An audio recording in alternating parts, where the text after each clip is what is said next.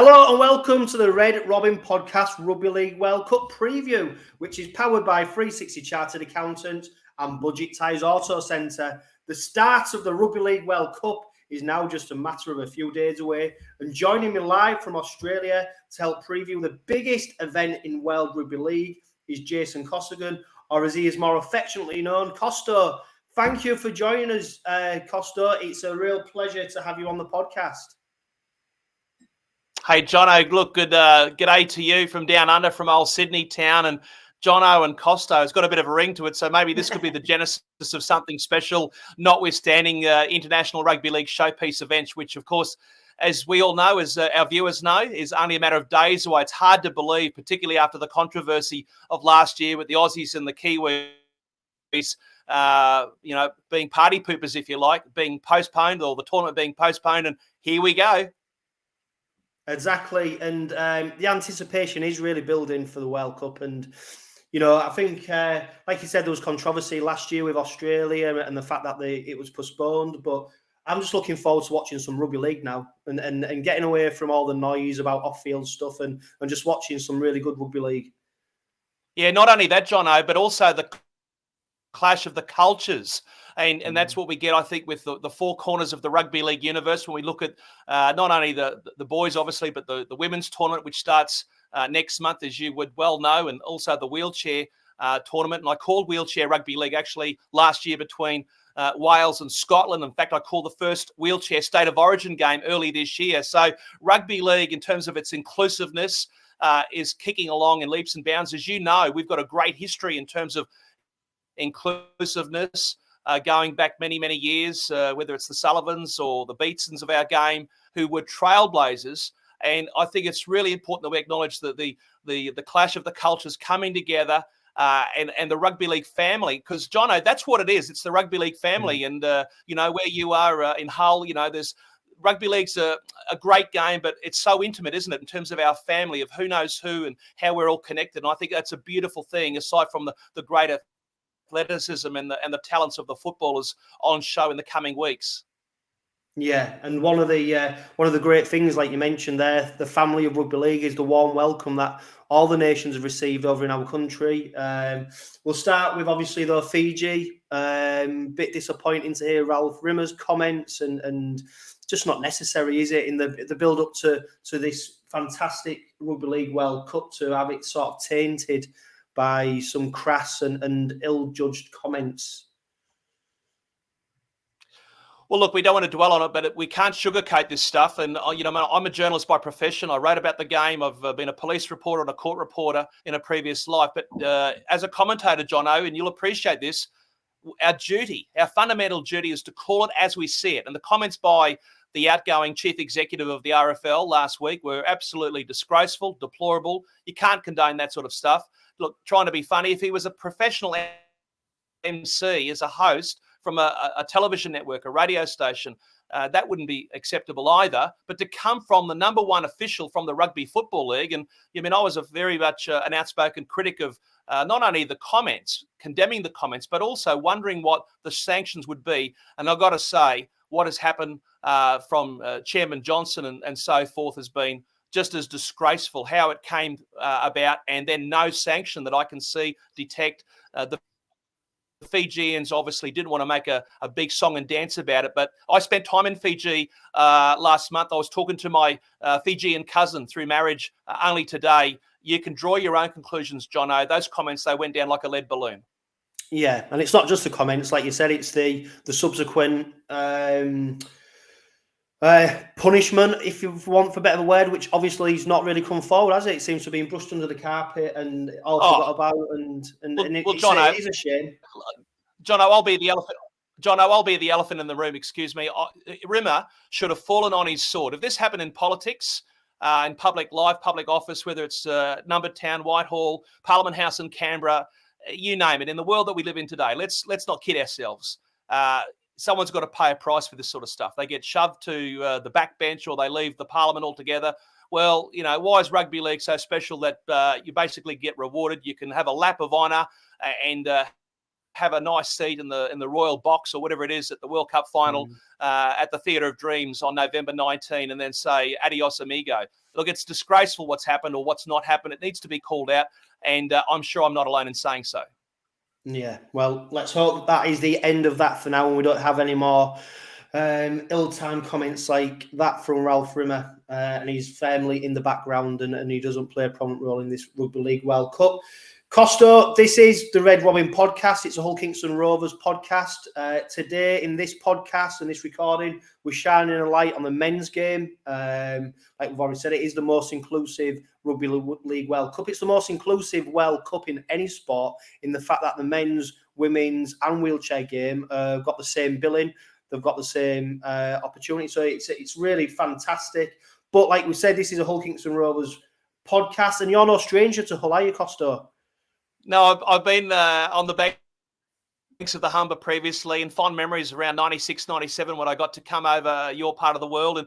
And I said to you off air a moment ago, John, it all came about because to jump the gun, if you like, to cut a long story short, through the rugby league family. When I was at high school in the cane fields of North Queensland, there was no such thing, of course, in my day growing up. We were lucky to have colour TV, let alone the internet and all that sort of stuff, which was a pipe dream and then some. But what we did have was the Rugby League Bible, and that's Rugby League Week. And I remember seeing basically some English lads and lasses looking for pen pals in the Rugby League Week. And guess what? I wrote away and cut a long story short, as I say, I found some friends, made some friends, and I got to meet one of my mates in Hull about 10 years later. He went on to study law on the other side of the Pennines. Don't hold that against him.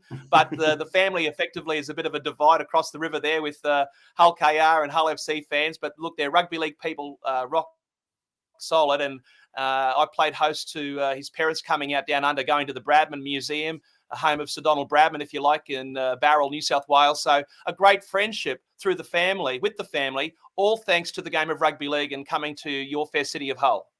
Yeah, absolutely wonderful. And very quickly before we move on to the Rugby League World Cup and the men's section, Hull Kingston Rovers, Willie Peters, new head coach, coming over from Newcastle, previously their assistant, on the back of a pretty disappointing season for the Knights. Jesse Sue, Tom Opachik coming off, a fantastic run with the Parramatta Eels. Reece Kennedy following him to Craven Park. Was you surprised to see him make the move? And maybe what could you expect, or what can we expect from Willie Peters at Hull Kingston Rovers? Well, Willie Peters is a great student of the game. I'm a fan of Willie Peters, and I offline sent him a message to wish him well. I'm really happy for him, and obviously had to wait to the end of the season to fulfill his commitments to go to Craven Park. And I know that he's over there, and I wish Willie the very best, and I'm sure he'll make a difference. I called him on Fox Sports and Sky Television down under when he was plying his trade in the Red V many moons ago. And as I said, he's got a good football brain, and at Newcastle, lean pickings. It's no secret they were on Struggle Street, but a great rugby league town, Newcastle. Let's not kid ourselves. And of course, you can draw the comparisons with your fair city. So I think he'll be good for the community as well. He'll appreciate the love for rugby league in the community and the passion that Hull KR supporters have got, and the desire for success in the cutthroat world of Super League. And of course, I know this show or the podcast today is focused on the Rugby League World Cup.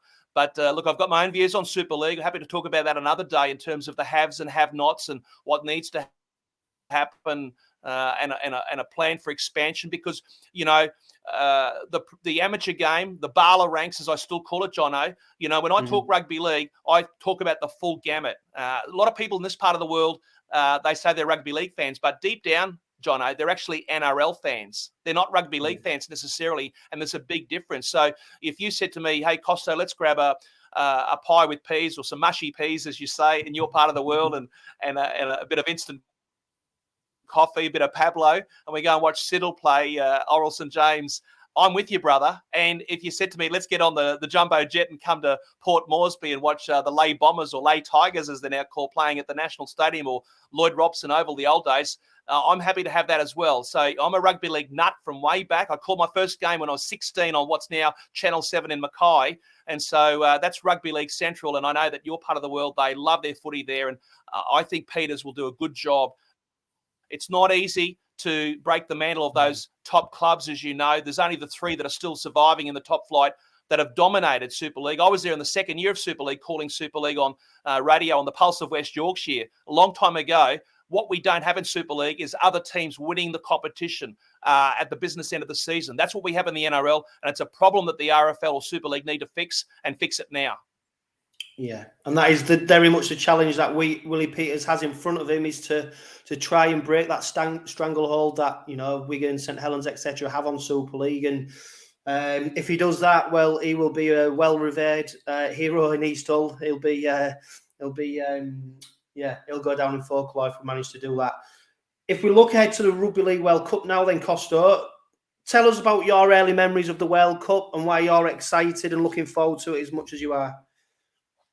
Well, I remember watching the World Cup final on television at Eden Park in 1988 when Wally Lewis and Gavin Miller and those sort of people were playing for the Kangaroos and the New Zealanders. Of course, it was the hottest ticket in town. This is, in many ways, I suppose, was a catalyst for bringing what became the Warriors into the Winfield Cup, as it was called. That World Cup final in 88 was massive, obviously. All roads led to Eden Park, and the Kangaroos prevailed, which was not good for the international game. But you know, I mean, I've been following international rugby league for a long time and watched Great Britain coming out in the late 70s when they used to tour in the country areas, like the old Kangaroo tours in reverse, playing all the English clubs and various representative teams on those old school, old-fashioned tours.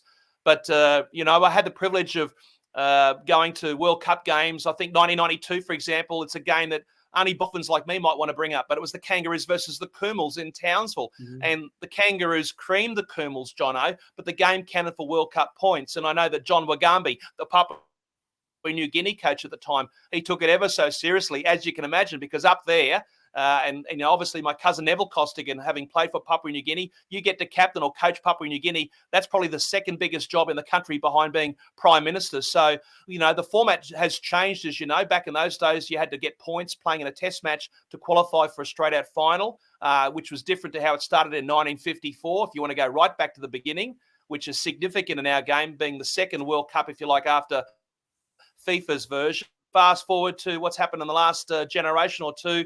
You know, I mean, I had the privilege of calling the World Cup for Sky Television in New Zealand back in 2008. And what was special about that, Jono? That Australia did not win it. And that's what this tournament is crying out for. I'll say right now on your podcast, I don't want the Kangaroos to make the final at Old Trafford. You mean, I'd like to see England make the final at Old Trafford. We'll get into the teeth of this in a moment. But England's got mountains to climb just to get there, because from my perspective, 5 teams are capable of lifting the trophy on November 19. Yeah, and we'll come on to that. First of all, we've got the group stages, and if you look at Group D, Cook Islands, Papua New Guinea, Tonga and Wales. Tonga coached by Christian Wolff, fresh from winning the Super League Grand Final with St Helens. 2008, they reached the group stage. 2013, group stage. But then, of course, we remember 2017, that fantastic semi-final against England, where they made an amazing comeback. And I'm sure if there was a few minutes left on the clock, they'd have probably picked England, because England were almost buried by the end of that game. But Tonga, probably the strongest team in that group, and a team that's expected to do pretty well in this tournament, Costo. Well, I'm going to predict it right here and now, because I'm not going to sit on the fence and get splitters on your podcast. I hope we get invited back, Jono. So I'm going to call it, as I say, as I see it. I expect Tonga to finish on top of the pile in this group, then Papua New Guinea, then the Cook Islands, and then Wales. I know that the Welsh people watching our podcast won't be happy with what I say. Apologies to all you taffies out there. I don't see enough evidence to suggest that Wales will make me eat my words or eat humble pie in the coming weeks. I'm happy to be proven wrong. I think the Cook Islands, you know, they got smashed by Samoa. I saw that match along with the game between the 𝐂𝐿s and the Bati in Sydney in June. And I think that the Cook Islands can take a lot of positives out of that. Tony Iro, the coach, and I have known each other for a long time. They're up there in Middlesbrough, only about 15 minutes from where Captain Cook literally was born. And I know that's not lost on the players, but they're very much acutely aware of the Herculean task in front of them. Let's remember that this is a small island nation which relies on players with Cook Islands heritage, and the Cookies obviously have been boosted. There's a story doing the rounds on Cook Islands News, if I can give them a plug that I wrote that was uploaded in the last couple of days regarding Brad Takarangi, who, of course, well known to many of your regulars on this podcast. And he hasn't played, as you know, for 5 long months. He's a key player for the Cook Islands. And if he gets on the field and that rehab has done its job after being sidelined for 5 months, then he'll play a central role for the Cookies alongside 𝐂𝐜𝐿, of course, he's the son of the beast, Kevin, and the nephew of the coach, Tony. New South Wales Cup Player of the Year for the Newtown Jets, 𝐂𝐿, and played first grade for Cronulla mid-season or late season. And I think he will be a player to watch, a player of the future. Very hard, isn't it, Jono, to follow in the footsteps of someone great with the same name, in this case, your father. But I think he's a tremendous talent, 𝐂𝐿, and I think he'll be a great player in years to come, or has the potential to be a great player in years to come. And I hope they do well, the Cook Islands, but I can't see them finishing in the top 2. I think PNG, despite some controversy with James Seguiaro being overlooked, he was one of the notable omissions from the 𝐂𝐼𝐸 squad. I got a message from Chico in the last couple of days. He noted my comments on social media. I know a lot of people were disappointed. The fact that he got back into NRL this year with Manly wasn't enough to convince the selectors. I'm not sure what their thinking was, but obviously that's Stanley Tippin's call, and he's made the call. But Tonga, I think they're just going to go bang, bang, bang through the tournament here to get to the quarterfinals. For me, they will take some stopping, Jono, in this tournament. Yeah, you look at their forward line, powerhouses, and I suppose one of the success of this World Cup. I can tell you, Jason Taumalolo, he was 17 when I first met him, literally. He sat on the plane next to me, coming back from Auckland after playing for the junior Kiwis, as I recall, in a curtain raiser in Rotorua many moons ago, obviously. And he actually came into the Qantas Club, or the British Airways Lounge, whatever you call it over in that part of the world. Anyway, and I said, come and have a cup of tea with me, because we had connecting flights going back to North Queensland, him to Townsville, me to Mackay. And the Qantas people said, Mr. Costigan, you'll have to ask your guest to leave. And I thought, that's a bit odd. And then I realised he's not this massive lump of a human. Jono, look, I'm not sure what's in your pantry, brother, but if Jason Taumalolo turns up, make sure you go to Tesco's and Sainsbury's. Otherwise, you're going to have a major crisis unfolding in Hull. We don't want the police and the ambulance and the British Army coming to your rescue, brother. But Taumalolo, I think this is the tournament where if he is rocking and rolling and laying that forward platform for some exciting men out wide, speed men, notwithstanding their defeat to the Kiwis mid-season. As I say, nothing would surprise me, including Tonga going all the way. Yeah, and Tonga, of course, one of the nations who have benefited from players deciding to represent the home country rather than go play New Zealand or Australia. And you look through their squad and you can see the benefit that has really had for them. Oh, for sure.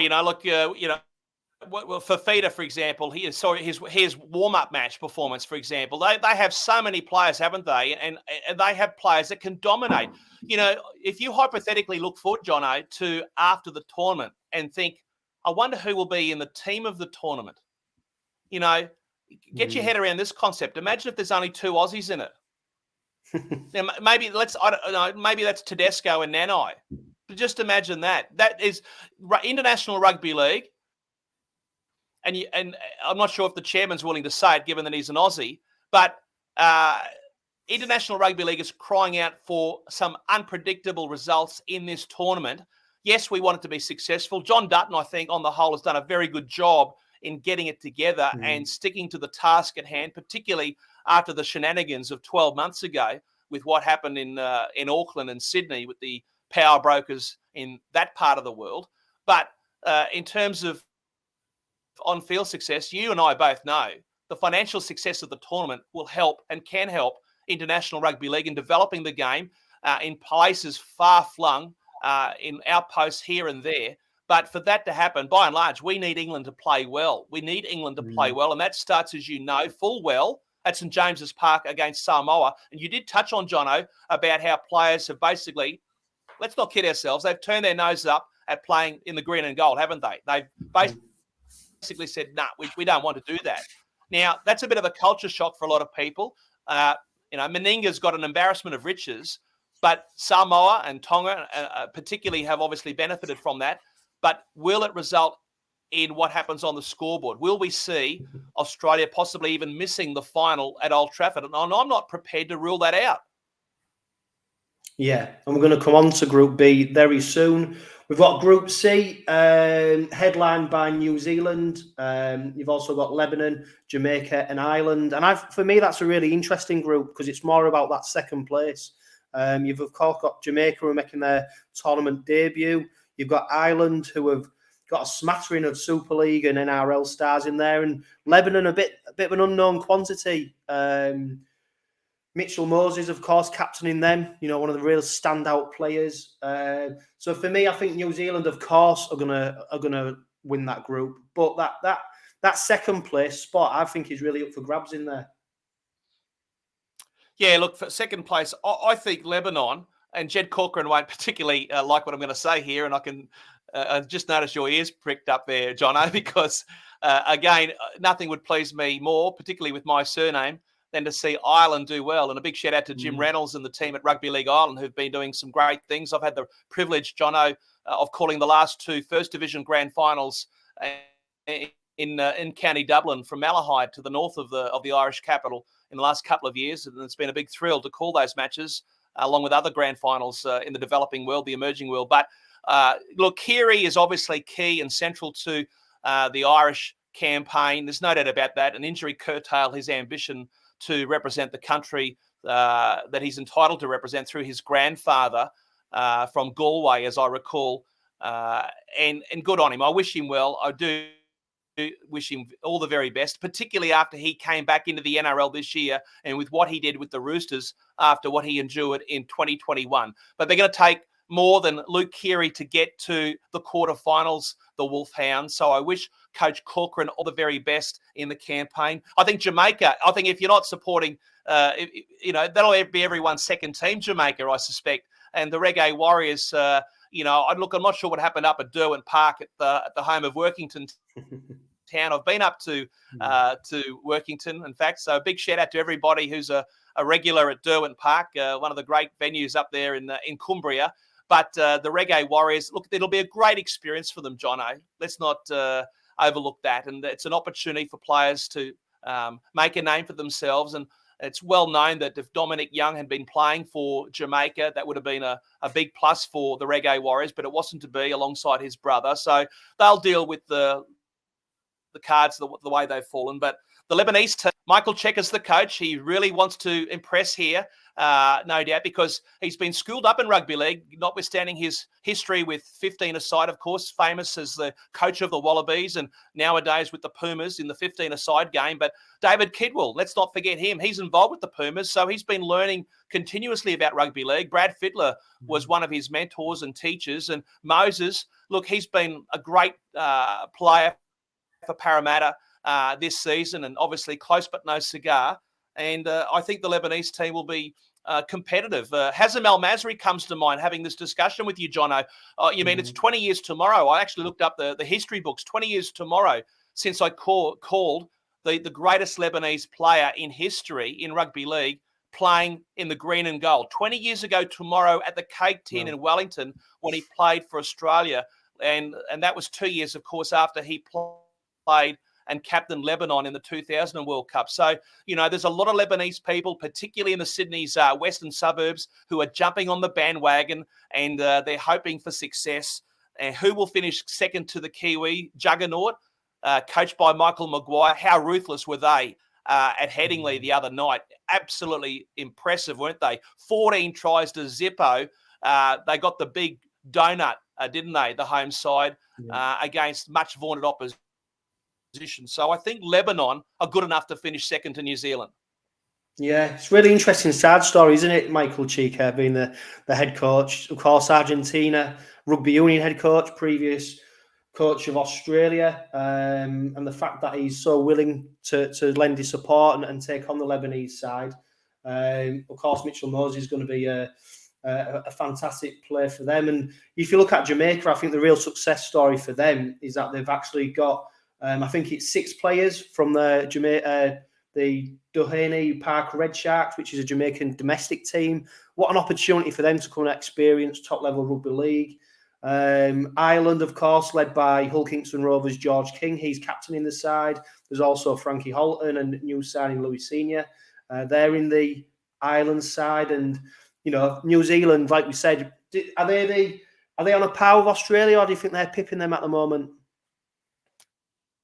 Oh, I think the Kiwis have got the Kangaroos covered. Meninga won't like hearing it, and it's a great question, Jono. I think New Zealand, the fact that they put up that big score, look, they weren't playing, no disrespect to Wakefield or Toulouse Olympique or any of the strugglers in the Super League, right? But they beat the runners-up of Super League 74-0. Now, is New Zealand that good? Or is Super League that poor? And I don't want to be coming on your show and being the top flight. And I'm happy to come on and talk about how the game can improve, because as far as I'm concerned, it's gone south in terms of standard since I had the opportunity to call in your country 25 years ago. I don't want to see that happening, but it is happening. But I'll come back to my question. Were New Zealand that hot the other night, that good, or Leeds that bad? So, I think the Kangaroos, they can pick 2 and 3 and 4 and 5 teams or whatever, but you can only put 13 on the field at any given time.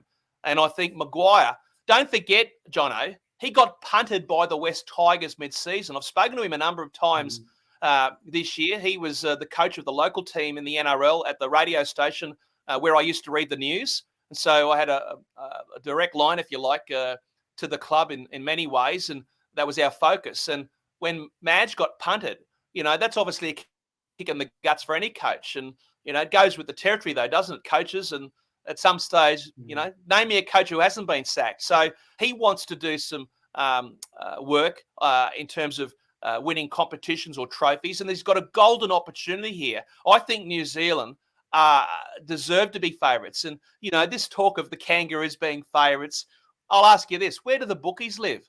Where do these bookies actually live? Where do they sleep at night? I don't want to come knocking on their door, Jono, but I dead set, they're kidding themselves. They are dead set kidding themselves. It's a lovely time in spring here in Sydney. I think some of them need to smell the roses. Yeah, well, I've got some odds here, and New Zealand currently 7-2 for the tournament. Australia 1-2 on, and then you go back. You've got England 10-1, Samoa 11-1, Tonga 11-1. And then after that, it's Fiji at 50-1. So obviously, fluctuating market. As we get closer to it, but that's pretty much your 5 for who are going to be near the top at come the end of the tournament. But yeah, the bookies are definitely favouring Australia over New Zealand at the moment. Just out of curiosity on that market that you've got called up there, I'm sure our viewers would love to know, if they haven't seen it, who are the rank outsiders for this tournament?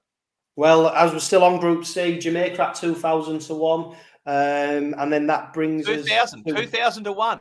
Yeah, Greece as well, 2,000. Of course, both teams making their tournament debuts, so whether they've looked at the inexperience. And then, of course, still on, we've just been talking about Wales, 750-1. So, yeah, there's some very generous odds there. Cook Islands, 500-1. So, yeah, we'll have to have a look at the markets much closer, but there's a lot of value there, especially in them top 5 teams. Let's go to Group B. We've spent some time already talking about Australia. It also features Fiji, Italy, and Scotland. Fiji, Costo, talk to me about them.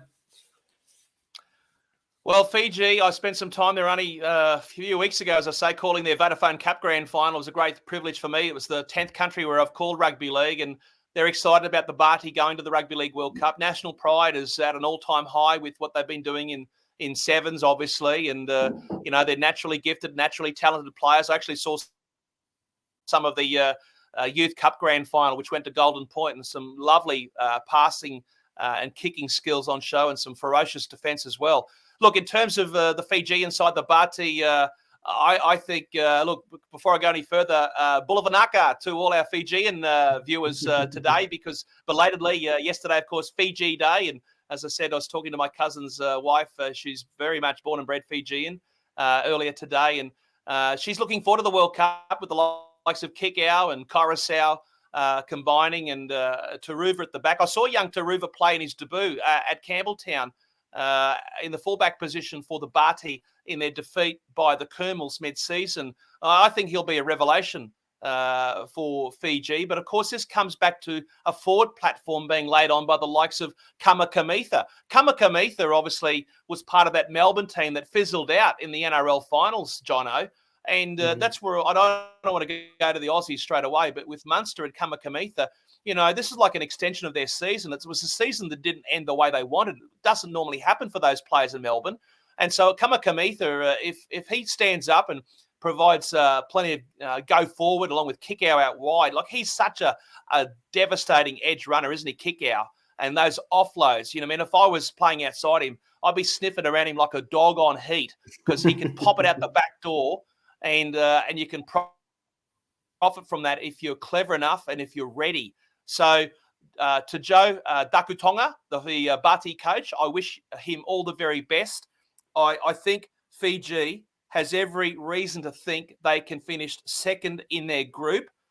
But, of course, a monumental task first up on Saturday at Headingley against the might of the Kangaroos. But, I think the Bati, given what they did last tournament and the players that they've got at their disposal. Look, Coruscant, don't forget, he's going to be playing against the team he wanted to play for, Jono.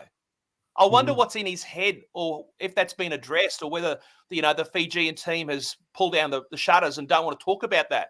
Coruscant wanted to play for the Kangaroos. This went on and on. I can tell you exclusively, I don't think it's been reported, Jono, the Fiji National Rugby League, the FNRL, they put a deadline on Coruscant to declare his hand and come clean as to what he was going to do in terms of his allegiance.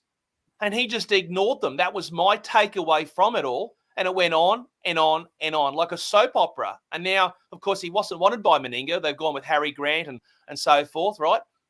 And here he is playing for the Bati. The Fiji team does need him to play and need him to play well. But I wonder what's going through his mind this week, coming up against the team that he actually wanted to play for in the first place. Yeah, and he's been instrumental to the Penrith Panthers. He looks set to join West Tigers. I suppose, though, this is his stage, isn't it? Saturday night, prime time. He's coming up against a team that he wanted to play. If he ever needed any extra motivation, this game on Saturday is the perfect platform for him. Yeah, and John, and don't forget, winning is obviously so critical in the tournament, right? And if you lose, well, that's what happens, right? But for goodness sake, don't make it a blowout. And so if Fiji get rolled on Saturday night by the Kangaroos, who haven't played, hey, let's make this clear to our viewers, Jono, they haven't played for 3 years.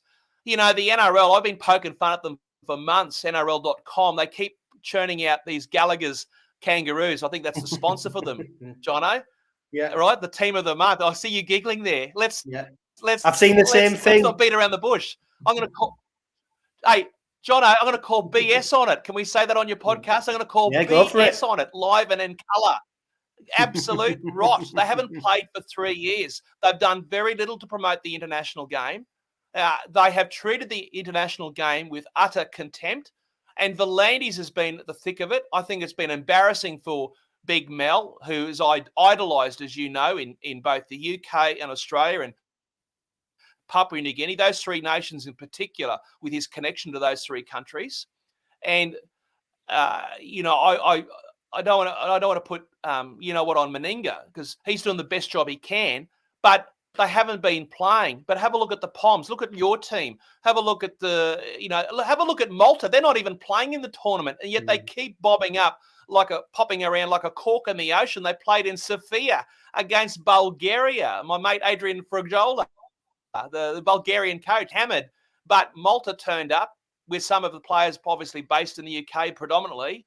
And what have the Kangaroos been doing to propagate the game, And they suck off the government in Canberra, Jono, with the Prime Minister's 13 and hang their hat on that. Well, it's pretty ordinary stuff. And that's probably why there's a lot of pure rugby league people. I want to assure you and your viewers they, as much as they're proud Aussies, they don't particularly want the Kangaroos to do well because they probably had a gutful of their approach to the international game. And you said as well, Costo, about, you know, in Australia, supporters are more supporters of the NRL rather than rugby league in general.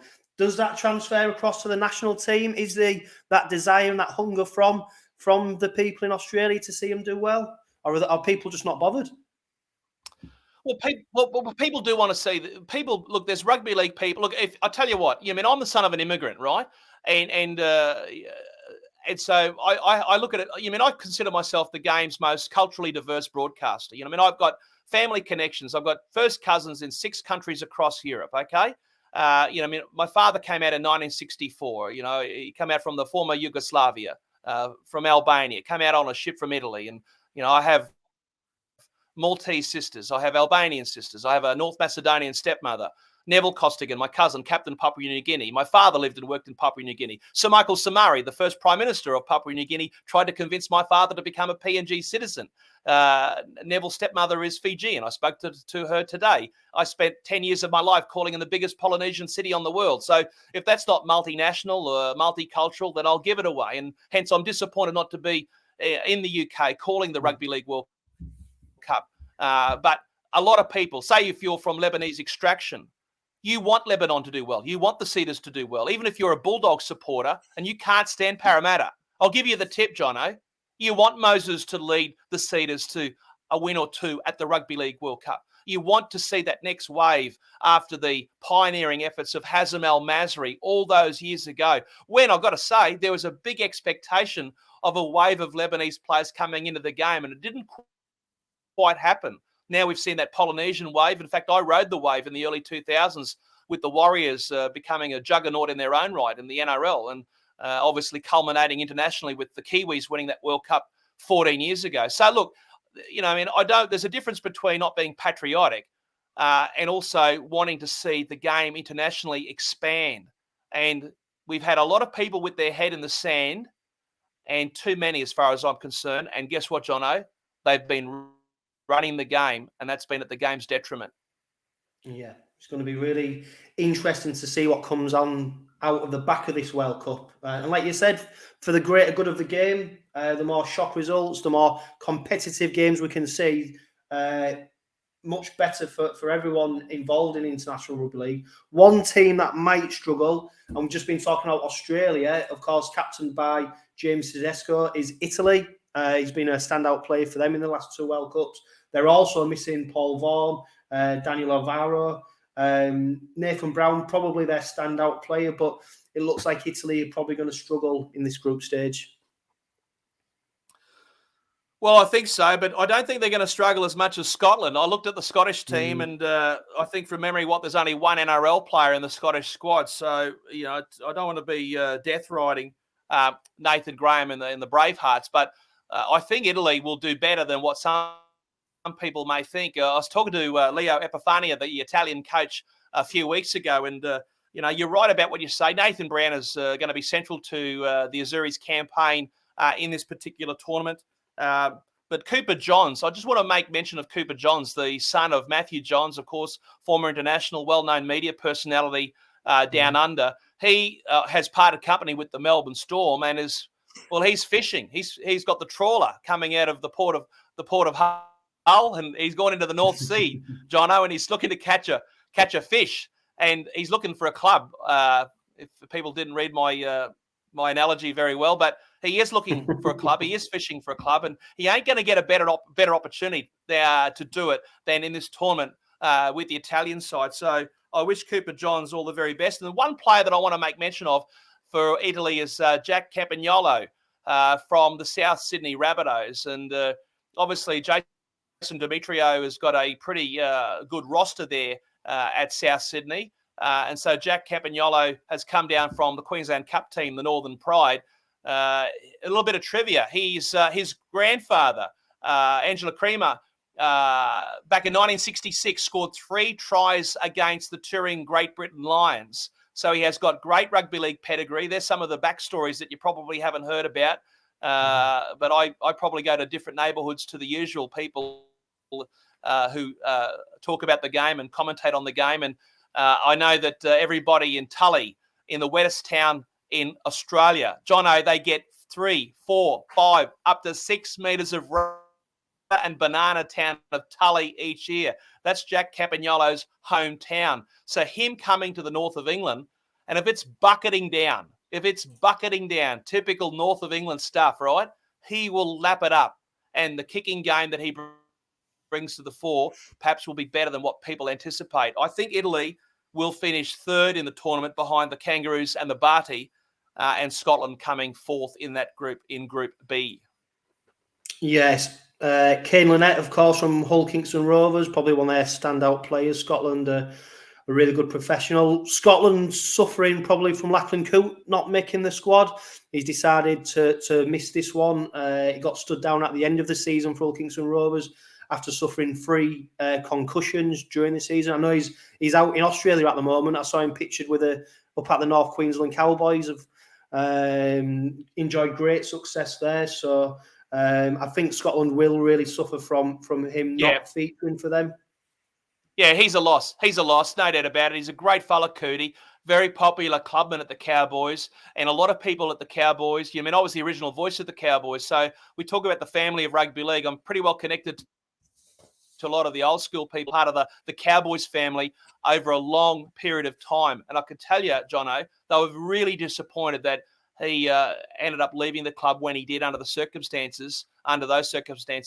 And yes, he's back in Townsville. I saw the same photograph on social media with Todd Payton up the back, standing on a rock to make out that he was a bit taller than what he is, the Cowboys coach, who did a great job, didn't he, with the Cowboys this year. But he is a blow to the Scottish team. And I know that they haven't got great depth there. He's, at the end of the day, you can only put 13 on the field, but those senior players that have been there, done that, they're so important to the cause. And he'll be sorely missed. And the Bravehearts, they're going to do it tough in this tournament. As I said, you've got to pick a winner, you've got to pick a loser. I don't see them doing too much damage in this tournament. But Euan Aitken, I call him in the NRL. He's a terrific player and can play centre or back row, but he's going to need some mates, Jono, and I just don't see them on paper. Yeah, I think it could be a struggle for them. And before we go into Group A, we've already mentioned there's a number of players at this World Cup who are unattached, not with clubs. Michael Maguire, the coach, it is a shot window for a number of players, isn't it? And Brad Takarangi, who's just come back from his rehab, he's not got a club at the moment as we speak, formerly of 𝐂𝐻𝐼𝐸A Rovers. Another one who'll be looking for, a club come the next season. And if you have a good World Cup, these clubs out there with quota spots available in Super League, there's NRL clubs, obviously, will have roster spots. So it is a shot window for a number of players. Yeah, for sure. And I'm coming back to what you said earlier when my ears pricked. I didn't have a chance to come back to what you said about the Jamaicans, about what they've done with the Reggae Warriors involving players in their domestic competition. Jono, there's people who obviously follow the NRL who have no idea that they even play rugby league in Jamaica. And Romeo Monteith and the gang, I think they've done a great job there in propagating the game in the Caribbean, and hats off to the crew with the Reggae Warriors on and off the field, because I think can you imagine coming out of Kingston or anywhere over there where they play that game, and I do see the stuff on social media, as I know you do, and getting the call up to play, and not only in the World Cup, the very first World Cup for Jamaica.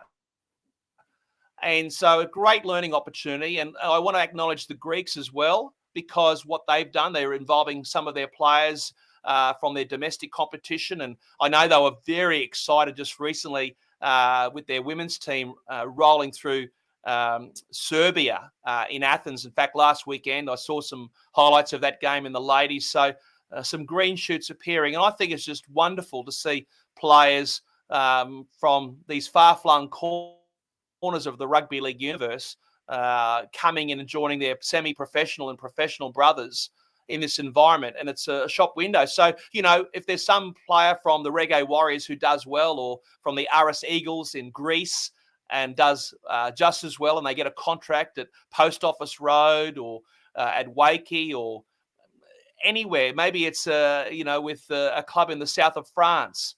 There's players that are coming to this tournament, as you would well know, from various competitions, various backgrounds, culturally, rugby league standard, you name it. And that melting pot, this is the opportunity for many of them, the opportunity of a lifetime.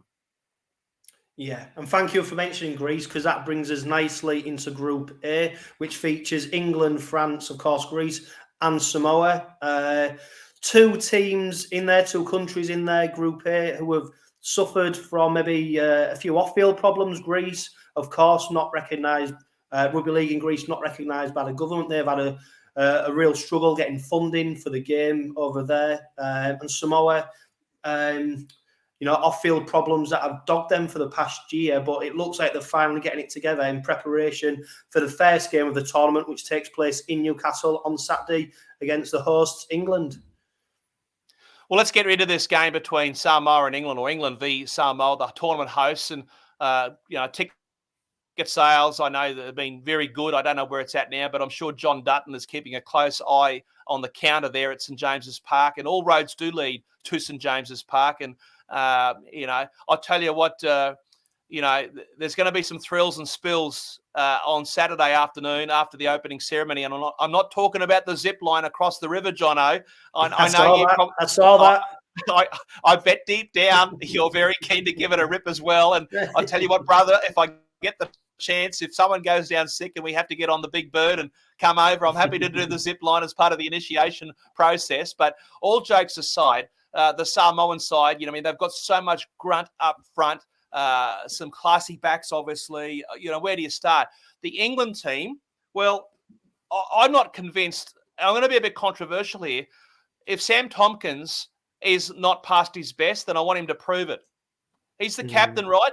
I want him to prove it.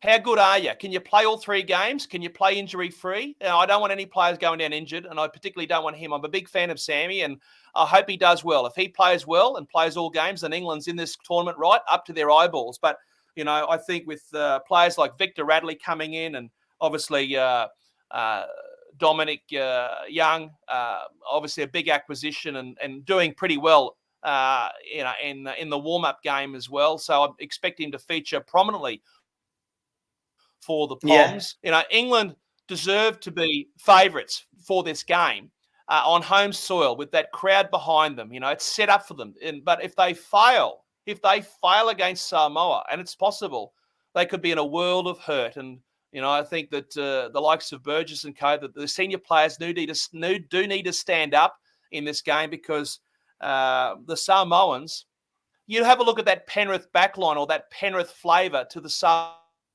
squad, and I'm not sure how they're going to go on these on the track there. That's the big question as well, Jono, and it hasn't had a lot of discussion. The Samoans, they like to play their own razzle dazzle when they're playing for Penrith. I'm talking about Luai and co.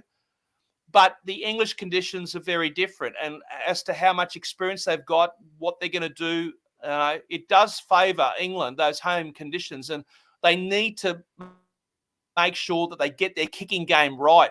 Don't forget, when Luai plays rugby league, he's normally got a bloke called Cleary providing the bulk of the tactical kicking, doesn't he? Well, guess what? At St James's Park on Saturday afternoon, that ain't happening, brother.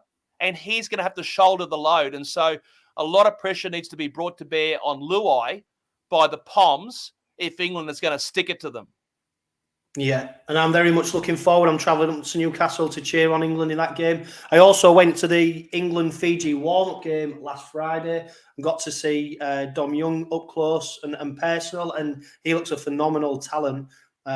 Pace, power, everything you want from a player in that position. And for me, Dom Young, Elliot Whitehead, Burgess, they're the players who are really going to have to make the difference for England and really stand up. But we saw George Williams, he really stood up, and we've got Jack Welsby, who's a fantastic young talent. And it seems to be that everybody's talking about Australia, New Zealand, Tonga, Samoa has been, in the semi-finals, the finals, and it's almost like England are going under the radar a little bit, despite us being the host nation. Well, that might you where you sit, you probably find that a bit odd, but for where I sit, I don't, because if England don't make the final, that won't surprise me. Mm. I'm not saying I want that to happen, but that won't surprise me. And you talked about some of the guns there for the host nation. Well, you know, you want to have a look at players like Joseph Suaalii, for example, and the Hammer, you know, players like Hamiso Tabuai-Fidow for Samoa. Parish has got so much strike power at his disposal, remembering so many of these players have turned their backs on a potential Kangaroos jersey. And, you know, it's a big test for England. What has England won, Jono, on the world stage in rugby league in the last 50 years? Not Well, enough. think of the Japanese Imperial Air Force, a big bat zero, and that has to change at some time. And so my challenge to the England players, when are you going to do it? When are you going to honour the jersey like those who've gone before you, the likes of, you know, Bishop and Sullivan and Boston, Ellery Hanley even, you know, look, they were unlucky back in that era that we remember perhaps as kids. Certainly I do as a teenager, an impressionable teenager with, you know, I called Andy Gregory and, you know, Joe Lydon and players like that. England or Great Britain has had its chances and blown them. Close but no cigar. Well, it all starts for the host nation, as you know, at St. James's Park on Saturday. As for France and Greece, well, they're making up the numbers. I think they'll be third and fourth in this group. No disrespect to Laurent Freycinet.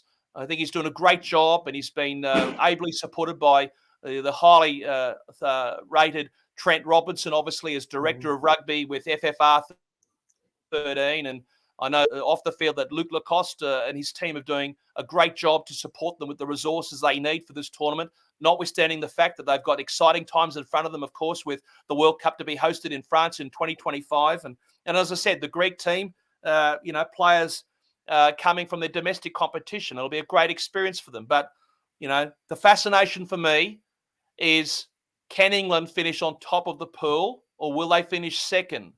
Well, we'll know the answer to that question at about 4:30 local time on Saturday, won't we?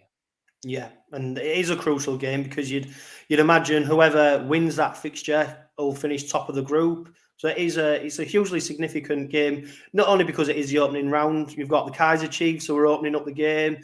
You know, there's a big fanfare. They're expecting a 50,000 plus crowd for the game, which is fantastic. It's on Saturday afternoon TV. So it is building up really nicely. And of course, the 2 points are crucial for both sides. What I will say about Samoa, is it a happy camp? It's probably the strongest squad that's ever been assembled. Matty Parish, of course, was nearly hounded out of his job earlier on in the year, but he's managed to keep hold of his job.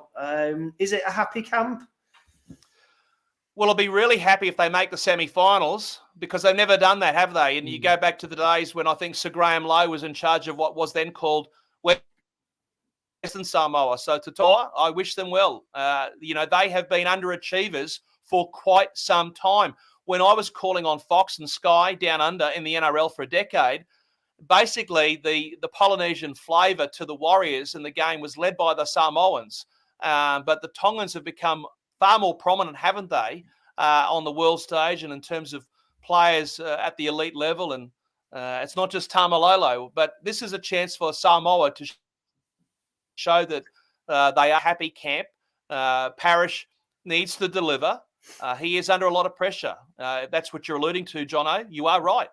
All the coaches are under a lot of pressure. You know, Laurent Freycinet, of course he wants to coach France at a home World Cup in 2025. Now, I'm not privy to his contract, for example, but, you know, let's imagine that he's not contracted beyond this World Cup. Well, if France don't do well, you can draw your own conclusion. So every coach is under the pump. If Meninga's team doesn't make the final, what do you think is going to happen to Big Chicken George?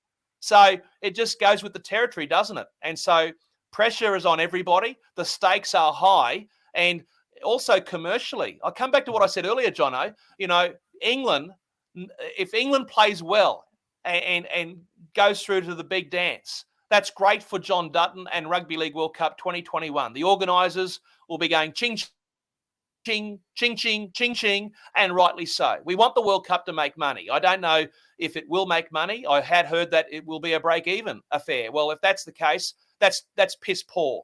Because go and ask World Rugby if their tournament is break-even. Go and ask FIFA if what they're doing in Qatar coming up is going to be break even. Go and ask the FIBA with their World Women's Basketball World Cup in Sydney only a few weeks ago, if that was break even. At the end of the day, we need the game to be successful. It's a great game. It's a great game to watch. It's a great game to play. It's as safe as it's ever been to play. We've got women playing the game. We've got people in wheelchairs playing the game. We've got people with physical disability playing the game. We've got people from various colours and creeds and religion playing the game. We've got a great story to tell. That's why the events of the last week or so with Rimmer really did piss me off. And I wasn't the only one. But the show must go on. And commercially, I've heard that if England get through to the final at Old Trafford, there'll be something like a TV audience in the UK, I've heard, in the vicinity of 10 million people watching the BBC. Well, for anyone watching down under who's familiar with the NRL on Channel 9, for example, in viewing audience, the NRL, I think, pulls in something like 3.5 million people, 3 million viewers.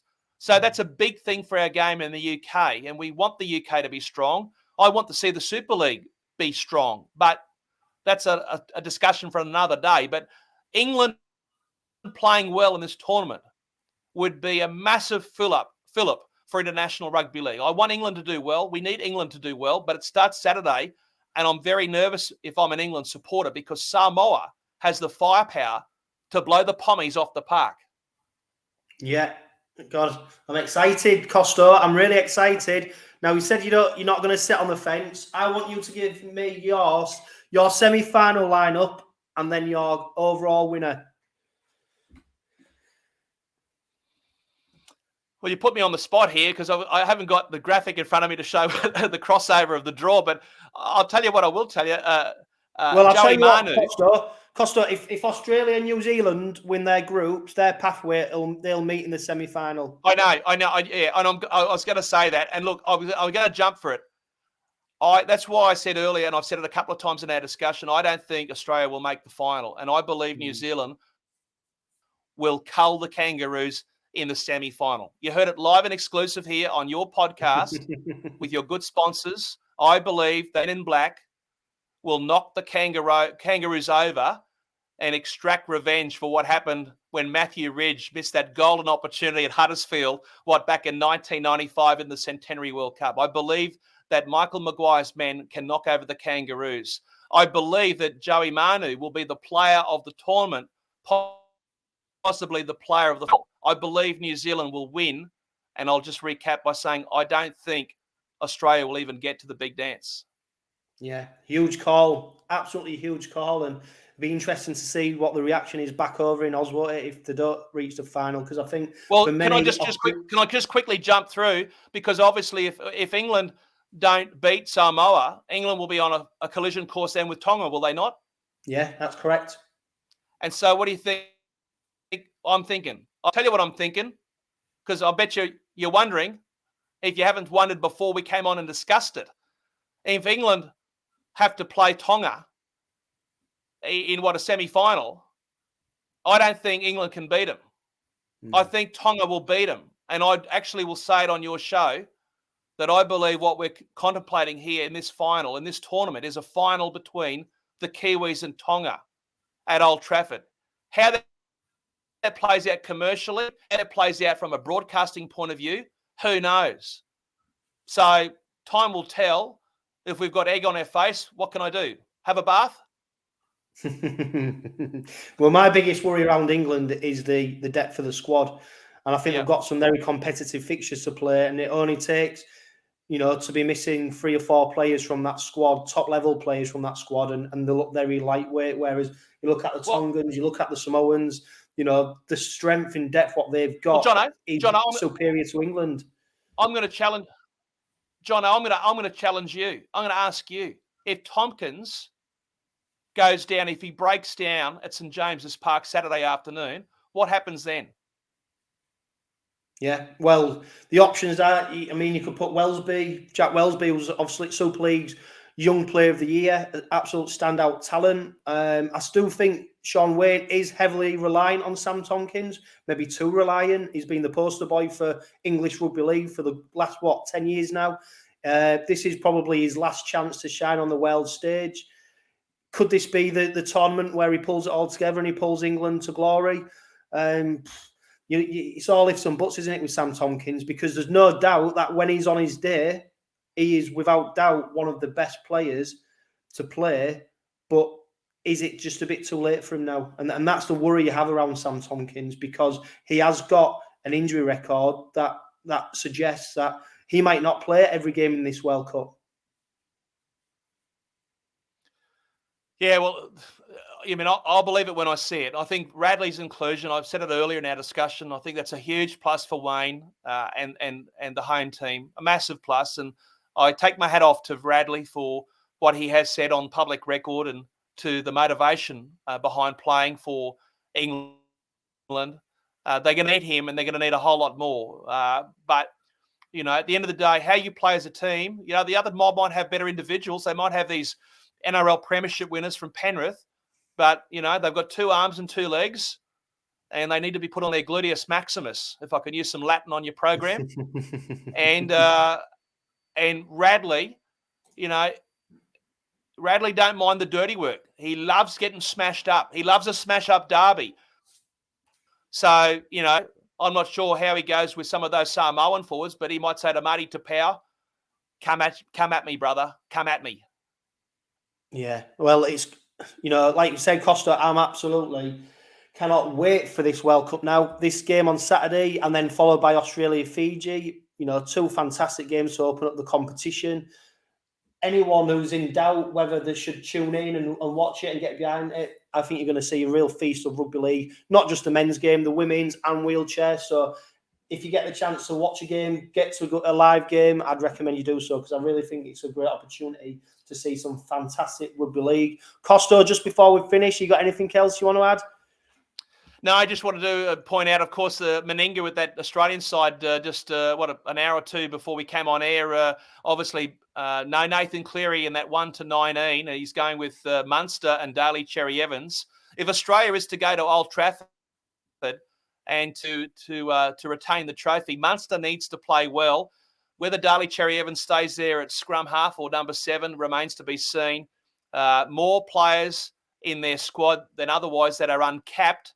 He's obviously gone for experience first up against Fiji, but expect the unexpected in this tournament. I think there's going to be some amazing rugby league played.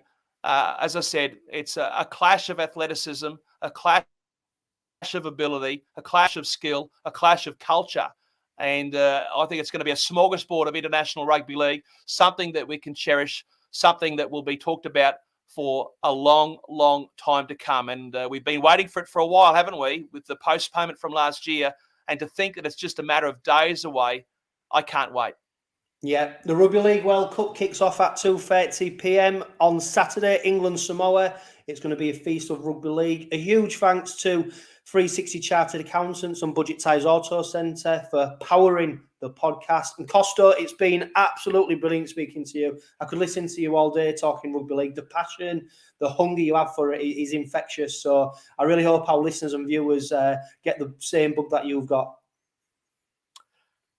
If only we could bottle it, Jono. But look, it's been a great pleasure and a great privilege to talk rugby league with you. I could say the same. I know your passion for the game is as good as anybody. And a lot of meeting up in due course. And as they say in the classics, may the best team win. Yeah, and let's hope it's not too long until you're back over in our shores and we get a chance to chat rugby league in person. It'll be a really fantastic occasion if we get that. Absolutely. You can count on that. Right. Thank you, Costo. So remember, the Red Robin podcast is still going during the off-season. We'll be bringing our weekly mini pods, updating you on all the latest news at Hull Kingston Rovers. Of course, we'll be featuring the Rugby League World Cup as well. But for now, live, love, laugh and be happy.